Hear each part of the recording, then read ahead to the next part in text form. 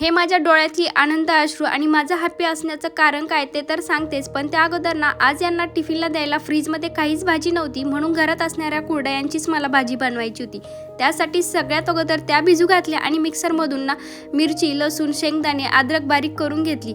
तेलामध्ये जिरे, मोहरी, कांदा आणि हा मसाला परतून घेतल्यानंतर भिजलेली आपली कुरडई टाकून द्यायची आणि या भाजीला थोडासा मिठाचं प्रमाण कमीच ठेवायचं आहे। ही भाजी खरंच एवढी छान होती ना।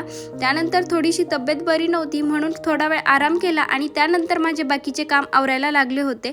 तब्येत जरी बरी नसली तरी हे काम मलाच करावं लागणार होतं, म्हणून पटकन उठून आवरून घेतलं। आणि काल मी ना बँगल्स ह्या सगळ्या बाहेर काढल्या होत्या, त्याच मला आज ना मध्ये पुन्हा ठेवून द्यायच्या होत्या। दुपारच्या वेळेस ना खरंच मी एवढी जास्त हॅपी झाली होते ना, मी 2-3 दिवसामध्ये तुम्हाला सांगलच काय आहे तर, पण मग मला काहीही झालं तर यांना कॉल करून सांगायचं असतं, म्हणून एकदा त्यांना सुद्धा सांगून दिलं।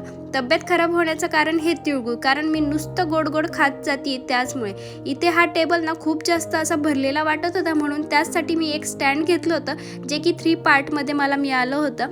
मस्त त्याला असेंबल करून घेतलं आणि त्याचबरोबर ना मी ब्युटी ब्लेंडरचा सेटसुद्धा आणला होता, ज्याची क्वालिटीसुद्धा एक नंबर आली होती।